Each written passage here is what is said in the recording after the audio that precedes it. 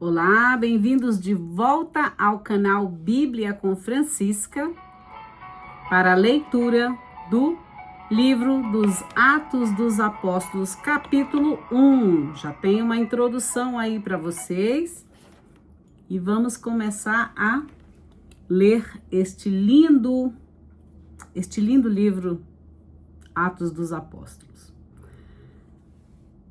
A introdução começa assim: escrevi meu relato anterior, Teófilo, a respeito de tudo o que Jesus fez e ensinou, desde o começo até o dia em que, depois de ter instruído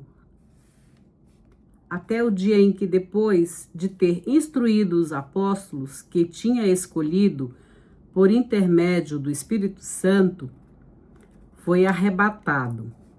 Também a estes, depois da sua paixão, apresentou-se vivo, com muitas provas convincentes, aparecendo-lhes durante 40 dias e falando a respeito do reino de Deus. Estando à mesa com eles, ordenou-lhes: não vos afasteis de Jerusalém, mas esperai a promessa do Pai, de que me ouvistes. João batizou com água, mas vós, dentro de não muitos dias, sereis batizados com o Espírito Santo. Quem é o Espírito Santo, gente? É o Espírito Santo de Deus, que estava com Jesus, e depois com os apóstolos e agora conosco, né? Então, os que estavam reunidos lhe perguntavam: Senhor, é neste tempo que restaurarás o reino de Israel? Ele, porém, lhes disse: não compete a vós conhecer os tempos nem os momentos que o Pai estabeleceu com a sua própria autoridade. Mas recebereis uma força quando o Espírito Santo descer sobre vós, e sereis minhas testemunhas em Jerusalém, em toda a Judéia e Samaria e até nos confins da terra. Exatamente isso que eu estou fazendo, né? Dando testemunho dessa palavra de Jesus nos confins da terra. Tendo dito isto, e você também pode fazer isso, expandir essa boa notícia de Jesus, compartilhando esse conteúdo, tá bom? Tendo dito isso, foi elevado. Enquanto eles olhavam, e uma nuvem o retirou dos olhos deles. Como eles olhassem atentamente para o céu, enquanto ele ia embora, eis que 2 homens com vestes brancas, vocês sabem que as vestes brancas representam a justiça de Deus, né? Toda a nossa consciência já dessa justiça, né? Quando a gente alcança esse nível de consciência que Deus quer, a gente, né, é iluminado e por isso as Sagradas Escrituras falam que a cor branca é sempre ligada à questão da justiça de Deus, tá bom? 2 homens com vestes brancas apresentaram-se a eles e disseram: homens galileus, por que estáis parado olhando para o céu? Este Jesus que vos foi arrebatado para o céu virá assim do mesmo modo que vistes partir para o céu. Ou seja, Jesus vem, mas nós não sabemos quando, tá?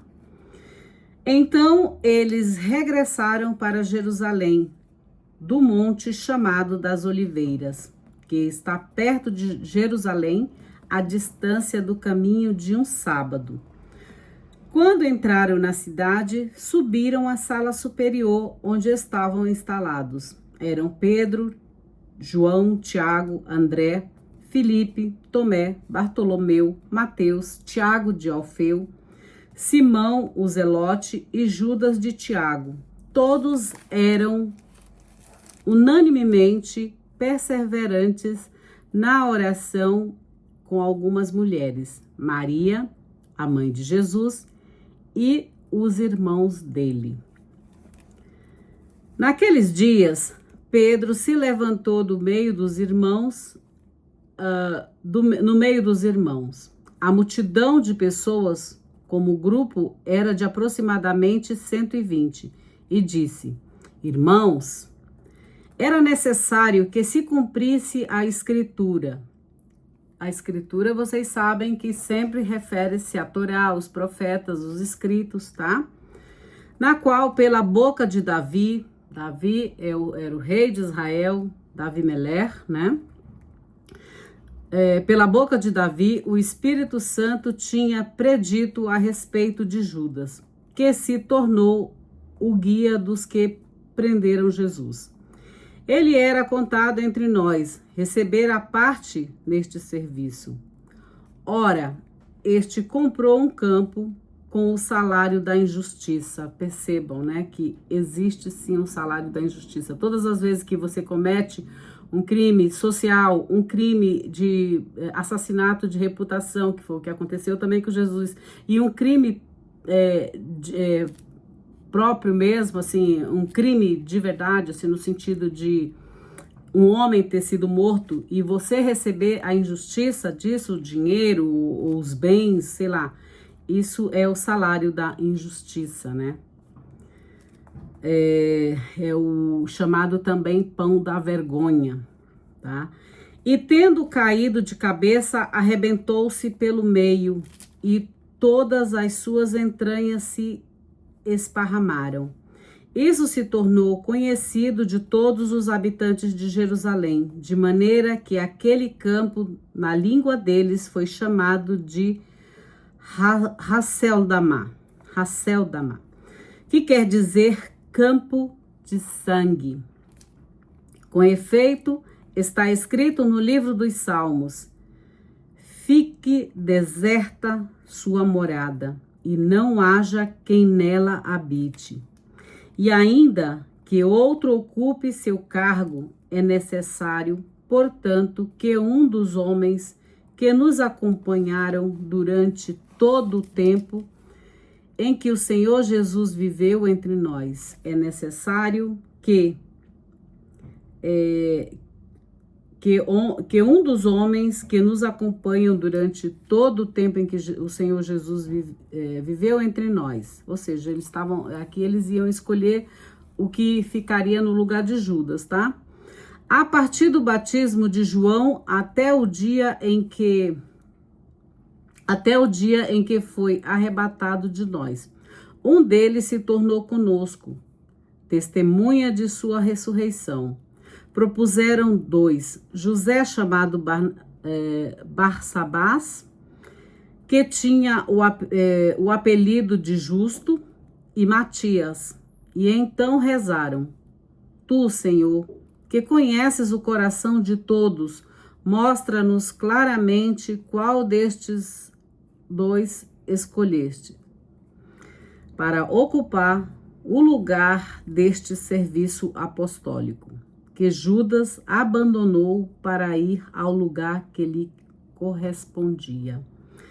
Tiraram a sorte entre si. A sorte caiu sobre Matias e ele foi associado aos 11 apóstolos. Percebam que antes deles realizarem algo, eles fizeram uma oração, né? Uma oração para poder eles terem o discernimento de escolher aquele apóstolo que iria substituir Judas. Porque Judas, vocês sabem que foi o que traiu Jesus, a sua fidelidade. Ou seja, Judas estava com o grupo dos 12. Judas aprendeu de Jesus, mas ele não queria a comunhão com Jesus, né? Ele queria outras coisas, ele queria usufruir, sim, de tudo que Jesus possuía, de tudo que os apóstolos ofereciam a ele, mas ele não queria comunhão com eles. Então, é para nós pensarmos essa questão da fidelidade. Você está num lugar mas você é fiel realmente àquele grupo, ou, enfim, né? Existem vários tipos de aliança. Aqui, nesse caso, era o grupo de Jesus. Jesus escolheu esses discípulos que andavam com ele, mas um comia na mesma mesa, utilizava-se do conhecimento de Jesus, mas não queria ter comunhão de verdade, uma comunhão verdadeira com Jesus. Então, vamos pensar nisso. Será que queremos também essa comunhão com Jesus ou estamos atrás de Jesus apenas para recebermos as bênçãos que Ele possa nos oferecer? Né? Porque comunhão não é só naqueles momentos bons, mas é uma vida, né? É uma caminhada, tanto quando tem os desafios, quanto na parte boa também, né? Então, veja aí, o que você quer com Jesus de verdade? Qual é o seu interesse com Jesus? É só porque Ele multiplica os pães e te alimenta?